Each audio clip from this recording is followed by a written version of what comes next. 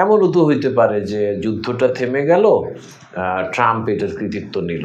Marco কেন সতর্কবার্তা দিলেন যুক্তরাষ্ট্র কিছু একটা করতে যাচ্ছে, আর যুদ্ধ জাহাজ এয়ারক্রাফট সবই নতুনভাবে সাজাচ্ছে যুক্তরাষ্ট্র।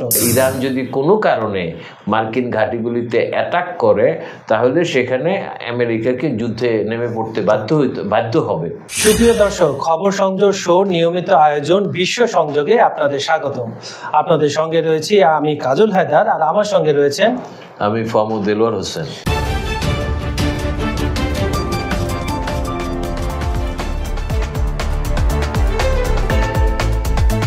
আপডেট রয়েছে, এটাতে প্রশ্ন আপনার কাছে, প্রশ্ন আমার, হোয়াইট হাউসের সিচুয়েশন রুমে জরুরি বৈঠক কেন? কেন ট্রাম্প G7 সম্মেলন মাঝপথে ফেলে ফিরে এসেছেন ওয়াশিংটনে? কেন ট্রাম্প ঘোষণা করলেন সবাই তেহরান ছেড়ে পালান? মার্কো কেন সতর্কবার্তা দিলেন যুক্তরাষ্ট্র কিছু একটা করতে যাচ্ছে, আর যুদ্ধ জাহাজ এয়ারক্রাফট সবই নতুনভাবে সাজাচ্ছে যুক্তরাষ্ট্র? এটা কি শুধু প্রতিরক্ষা নাকি আসন্ন কোনো অভিযানের প্রস্তুতি? আসলে হচ্ছে কি যে এগুলির উত্তর তো সরাসরি দেওয়া মুশকিল, তবে একটা জিনিস কনফার্ম, মার্কো যে জিনিসটা বলতেছে সেটা হচ্ছে যে আমেরিকার মনে, মানে ট্রাম্পের, বিশেষ করে আমেরিকা বলা তো ঠিক না, ট্রাম্পের মাথায় একটা পরিকল্পনা আছে এবং সেটা সে বাস্তবায়ন করতে যাচ্ছে। এবং তার যে কথাবার্তাগুলি, সেই কথাবার্তাগুলি সুস্পষ্ট ইঙ্গিত দেয়। G7 সম্মেলনে মানে আরো একটা দিন ছিল, কিন্তু উনি ওই ডিনারটা করেই উনি ব্যাক করেছেন, মোটামুটি তড়িঘড়ি করে উনি ব্যাক করেছেন। এবং দেখা যাচ্ছে যে সেখানে উনি একটা কমেন্টস করছে, এই যে সবকিছুর ভিতরে দ্যাট ইজ মোস্ট ইম্পর্টেন্ট, যে তেহরানকে ছেড়ে যেতে বলছে, ছেড়ে যেতে বলছে। তবে আমার একটা ধারণার জায়গা আমি আপনাকে বলি, সেটা হচ্ছে কি যে মানে আমরা তো বিভিন্ন রকম স্পেকুলেশন, হিসাব নিকাশ আমাদের মানে দেখি আমরা যে এইভাবে হিসাব নিকাশগুলি হয়। আসলে তো এমনও তো হইতে পারে, একটা হাইপোথেটিক্যাল বিষয় বলি, সেটা হচ্ছে যে এমনও তো হইতে পারে যে যুদ্ধটা থেমে গেল, ট্রাম্প এটার কৃতিত্ব নিল।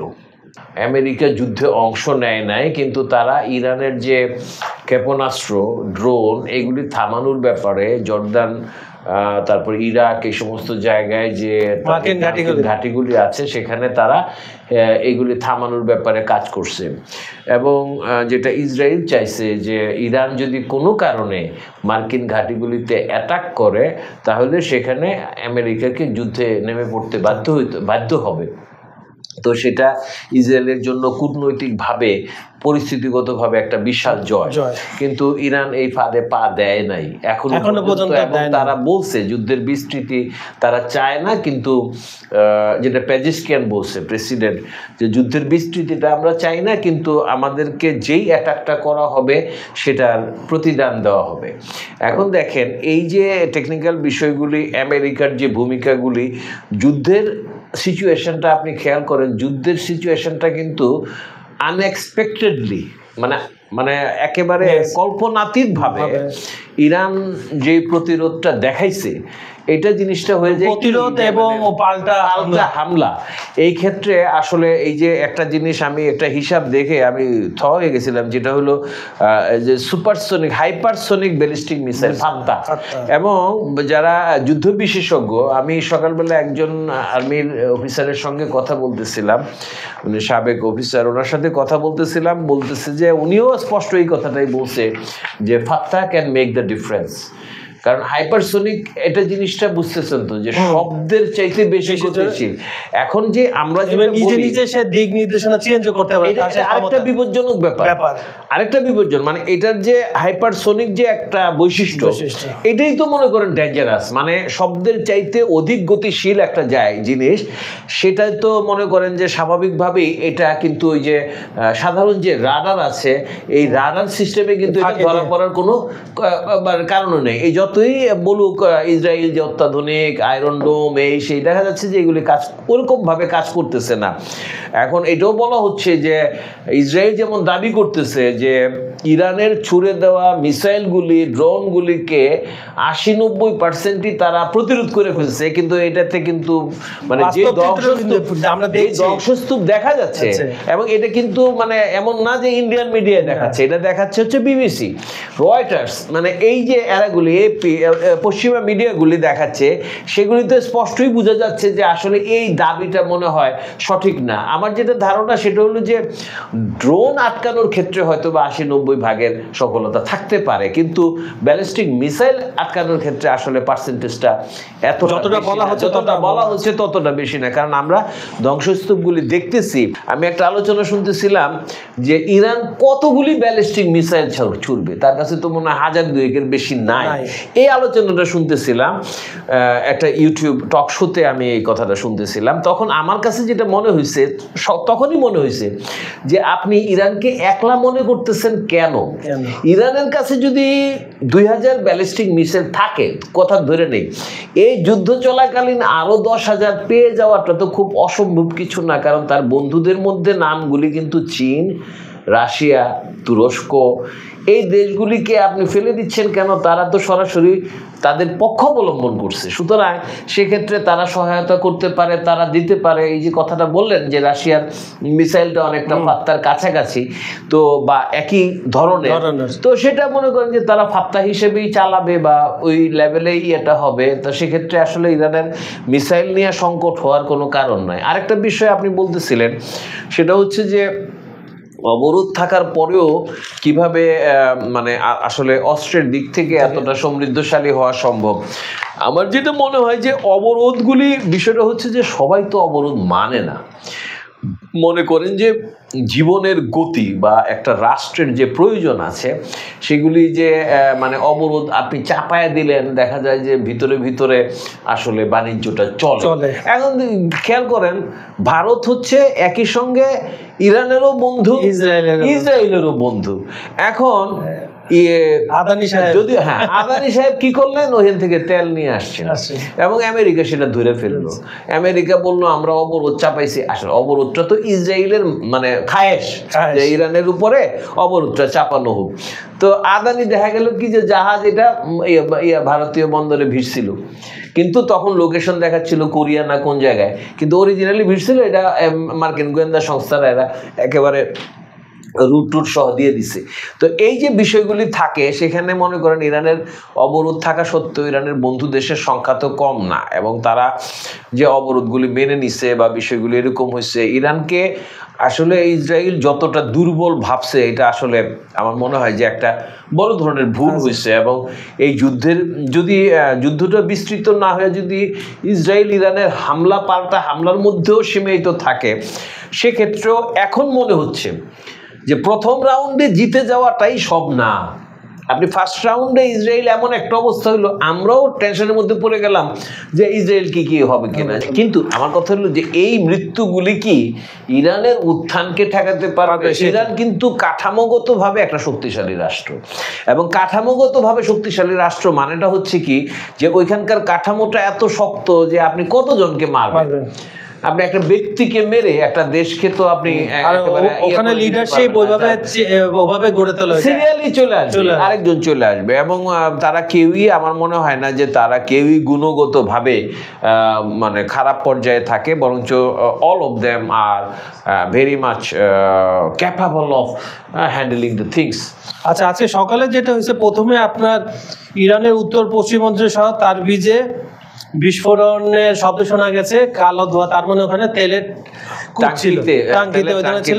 কিন্তু এর পরবর্তীতে আবার তেল আবিবে আপনার উত্তর অংশে আবার ওখান থেকে ধোঁয়া উঠে। তার মানে আপনার আজকে সকাল থেকেও দুই পক্ষের মধ্যে পাল্টা হামলা। এবং আপনি যেটা বলছিলেন, ইসরায়েলের অনেক বিশেষজ্ঞ, সামরিক বিশেষজ্ঞরা তারা মোটামুটি হতবাক ইরানের এই ক্ষমতা দেখে। ওরা ভাবছিল ওই যে একই কথা, নিষেধাজ্ঞার বেড়া জালে আটকে এরা হয়তো থাকতে পারে হাতে গোনা কত 200-300 বা সর্বোচ্চ 1000 ক্ষেপণাস্ত্র, কিন্তু এরা প্রতিদিন প্রায় 200 থেকে 300 মারতেছে।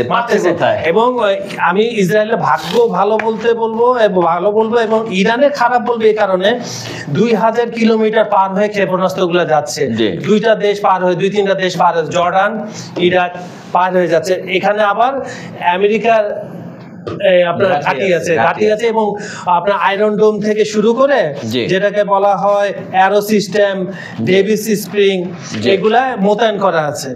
এগুলা কিছু কিছু নিষ্ক্রিয় করছে। তারপরে দেখা যাচ্ছে আপনি যদি 100 ছাড়েন এট এ টাইম, 100 ছাড়ার পরে প্রতিরোধ হতে হতে মিনিমাম আপনার 30 থেকে 35টা কিন্তু আঘাত হানছে। 30 থেকে 35টা কিন্তু কম না। আমরা যে দৃশ্যগুলো দেখছি এপিতে, রয়টারে, বিবিসিতে, যে গাজায় যে অবস্থাগুলো হলো, ব্যালিস্টিক এক একটা মিসাইলে আমি যতটুকু হিসাব জানি 200 থেকে 250 কেজির মতো এনে বিস্ফোরক থাকে বহন করে। তাহলে মনে করেন 35টা মিসাইল 100-র মধ্যে যদি 35টা, ঠিকই আছে হিসাব। এবং ধ্বংসগুলো যেভাবে আমরা দেখছি যে সূর্য ভবন 15 থেকে 20 তলা 25 তলা বিল্ডিং একদম কঙ্কাল। যে একটা জিনিস আছে এখানে, আমরা অনেক জিনিস নিয়ে কথা বলি যুদ্ধ সংক্রান্ত বিষয়ে, সব কিছুর পরে কিন্তু আসলে মনোবল একটা বিশাল ব্যাপার। আপনি দেখেন ইরানিদের মনোবল কিন্তু সব সময় খুব শক্ত, এবং আমরা একটা জিনিস নিয়ে কথা বলি না, সেটা হচ্ছে যে আপনি খেয়াল করবেন আমরা প্রথম দিনের আলোচনায়, যুদ্ধের পরে প্রথম দিনের আলোচনায় আমরা বলেছিলাম যে ইরানের ভিতরে মোসাদের চর আছে, এবং আপনি বোধহয় জানেন যে অলরেডি এইটার ব্যাপারে কিন্তু ইরান সর্বোচ্চ পরিমাণ এবং ফাঁসি দেওয়া, মানে এগুলি এলিমিনেট করে ফেলার ব্যাপারে ওরা কিন্তু সর্বোচ্চ ইয়েটা দিছে। এবং গতকাল আপনার মনে করেন হিউজ পরিমাণ বিস্ফোরক উদ্ধার করছে আপনার গোয়েন্দার সাথে, মানে মোসাদের লোকের সাথে আপনার কয়েকটা ভ্যান সহ। তার মানে এরা যেটা বললেন সর্বোচ্চ পর্যায়ে অপারেশন চালাচ্ছে। এখন এই একটা বিষয়ে আপনার সাথে আলাপ করি, তারপরে আমরা নাহলে বিদায় নিব। সেটা হচ্ছে আমরা দেখেছি যে আপনার ইসরায়েলে যখন হামাস অ্যাটাক করলো ক্ষেপণাস্ত্র, তখন আয়রন ডোমের খুব সুনাম, যে মাঝপথে মাঝ আকাশে তাদের ঘুরে দিচ্ছে, এবং খুব হাইপোথেটিক্যাল ভাবা হচ্ছে আয়রন ডোমকে নিষিদ্ধ করা যাবে না। এবং এই ইসরায়েলের কাছে যে 3টা ডিফেন্স সিস্টেম আছে, আকাশ প্রতিরোধ সিস্টেম, সেটা হচ্ছে আয়রন ডোম, এটা কার্যকর হচ্ছে ছোট রকেট ও মোটর ঠেকাতে কার্যকর। তারপর হচ্ছে ডেভিডস স্প্রিং, এটা হচ্ছে স্লিং, এটা হচ্ছে 300 কিলোমিটার দূরে রকেট ও ব্যালিস্টিক ক্ষেপণাস্ত্র ভূপাতিত করে। আরেকটা হচ্ছে অ্যারো স্মিথ, উচ্চ ক্ষমতা সম্পন্ন ক্ষেপণাস্ত্র ধ্বংস করতে সক্ষম, যার মধ্যে অ্যারো 3 সর্বাধিক দূরত্বে আঘাত হানতে পারে প্রায় 2400 কিলোমিটার।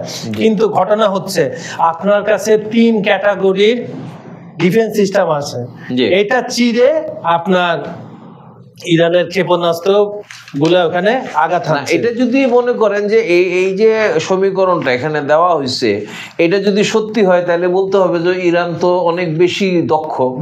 তারা মানে আমি বলতেছি কোন অর্থে জানেন, ওই স্বাভাবিক ধরে নেই, সেটা হলো যে আপনার মনে করেন যে একটা দল আরেকটা দলের কাছে মানে হাইরে গেছে, যেই দলটা মানে অনেক বেশি যে হারছে তার শক্তিটাকে অনেক বেশি বলা হচ্ছে, তার মানে অনেক শক্তিশালী প্রতিপক্ষকে সে পরাজিত করছে, তার মানে তার কোয়ালিটিটা মাঝে বেটার দেন। মানে এই সমস্ত প্রতিরক্ষা ব্যুহ ভেদ করে ইরানের ব্যালিস্টিক মিসাইল গুলি গিয়ে আঘাত হানতেছে, এবং যেটা বলতেছেন 30-35%, সেটাও একটা মজার ঘটনা হচ্ছে আপনার যে বাংকার, ইসরায়েলে তো প্রায় প্রতিটা এলাকায় বাংকার আছে, সামরিক বাংকার, সাধারণ মানুষের সে বাংকার ভেদ করতেছে এই মিসাইল গুলো।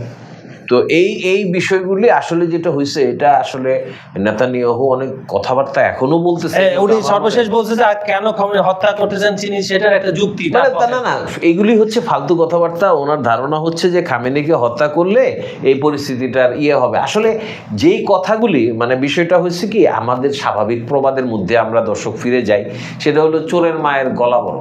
আমরা জানি সে নিজে সন্ত্রাস ছড়াচ্ছে, সে নিজে আক্রমণ করতেছে, যুক্তিটা দিচ্ছে যে ইরান নাকি সন্ত্রাসী কার্যক্রম চালায়, ইরান এই করে। এবং আপনারা খেয়াল করবেন যে কিছু টক শোতে কথা হয় এরকম যে ইরান সন্ত্রাসকে মদদ দেয়, অথচ ইরান যে হুতি, হামাস এবং হিজবুল্লাহকে যে সমর্থনটা নৈতিকভাবে হোক অন্যভাবে হোক সেটা দেয়, সেটা হচ্ছে গাজাবাসীদেরকে বাঁচানোর জন্য।